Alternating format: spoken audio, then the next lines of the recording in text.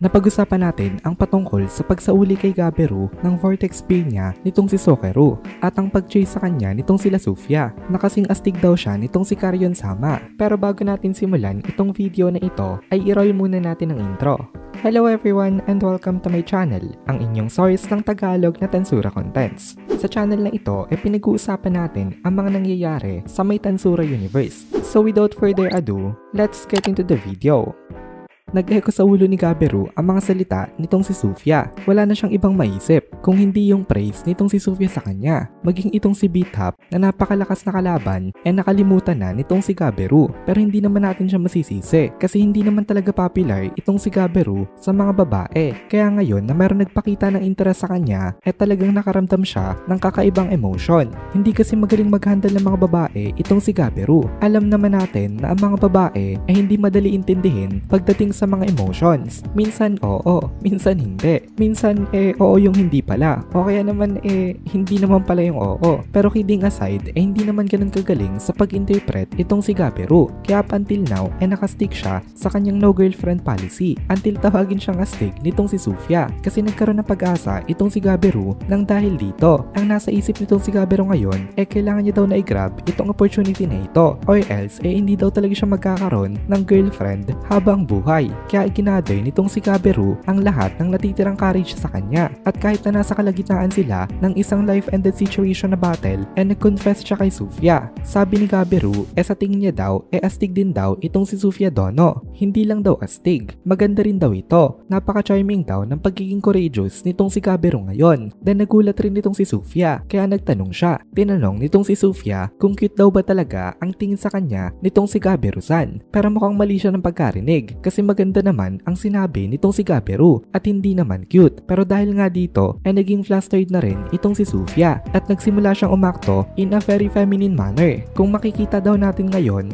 parang perfect match sila for each other. Kaya nagmadaling mag-reply itong si Gabiru. Sabi niya oo daw, cute daw itong si Sofia Dono. Tama ang desisyon nitong si Gabiru na hindi i-deny or i-correct ang sinabi nitong si Sofia kasi kung ginawa niya yon wala na. Tapos na agad kahit hindi pa nag-i-start. Ngayon nagsalita itong si Sofia dito. Sabi niya kung sa tingin daw nitong si Gabiru-san na cute daw siya may sasabihin daw siya dito. Kapag nagawa daw nilang manalo sa may laban na ito bibigyan niya daw ito ng kiss sa may cheeks. Dahil sa statement na ito nag-run wild ang utak nitong si Gabiru. Naka-experience siya ng masyadong intense na emotion kaya para siyang nagpanik. Sa sidelines naman makikita natin ang kanyang mga subordinates. Inichichi pa rin siya ngayon nitong tatlong ito. Sabi nitong tatlong ito sa kanya napaka-popular na daw ngayon nitong si Gabiru-sama. Alam daw nila na malakas ang loob nito pero hindi daw nila in-expect na magko-confess ito sa kalagitnaan ng battle. Ganito daw pala ang ibig sabihin ng magpakalalaki. Tapos nag-play na naman yung cheering para kay Gabiru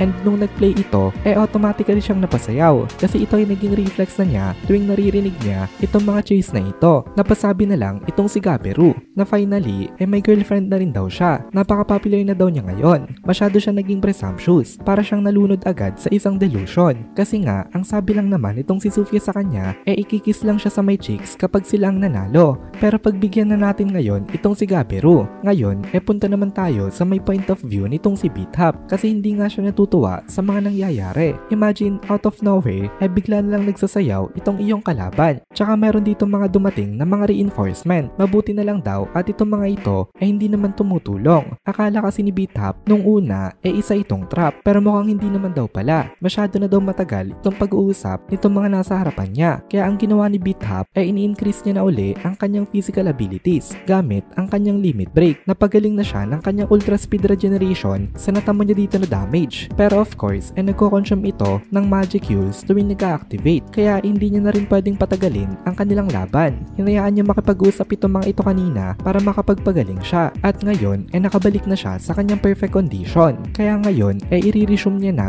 ang kanyang pagtapos kay Gabiru. Inis na rin kasi siya dito kasi ngayon nga ini-ignore siya nito at nagsasabi daw ito ng kung ano-ano mga nonsense. Kaya ipapakita niya daw dito na mali ang pag-ignore sa kanya. Once again nagpatuloy itong si Beathap ng isang napakalakas na sipa. Papunta nga ito sa may direction nitong si Gabiru pero merong isang hindi inaasahan na pangyayari. Sumigaw bigla itong si Gabiru sa kanya. Sabi ni Gabiru tumigil daw ito dahil nag-i-interrupt daw ito sa pinaka-importanteng moment ng kanyang buhay. Pagkatapos sumigaw nitong si Gabiru nun, ay bigla niyang tinusok ng Vortex Spear itong si Beathap. And just like that, tumilapon itong si Beathap ng napakalayo. Nakakamangha daw itong event na ito. Maging itong si Beathap hindi rin makapaniwala kung ano ba nangyari. Kasi kanina nga lang, binubugbog niya lang itong Dragonite na katapat niya. Pero ngayon, parang bigla ito nagiba. At hindi na ito isang opponent na kaya niyang paglaruan na katulad ng ginagawa niya kanina. Nagsalita itong si Gabiru. Ini-clarify niya kay Sofia kung totoo daw ba na kapag nanalo sila, bibigyan siya ng kiss nitong si Sofia Dono. Nag-reply naman itong si Sofia sa kanya na oo daw, kapag nanalo daw sila, gagawin niya daw yon. Kaya na-inspired talaga itong si Gabiru na makapaglaban sa ngayon. Sabi niya gagawin niya daw ang lahat para sila daw ang manalo, na wala na ang despair nitong si Gabiru. Hindi na siya kinakabahan na makapaglaban.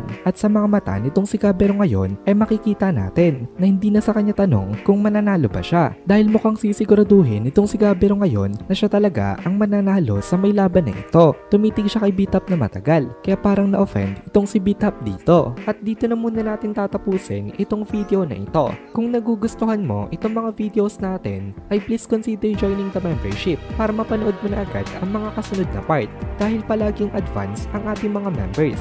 Also, ay please consider leaving a like at mag-comment ka na din para ma-boost naman tayo ng algorithm.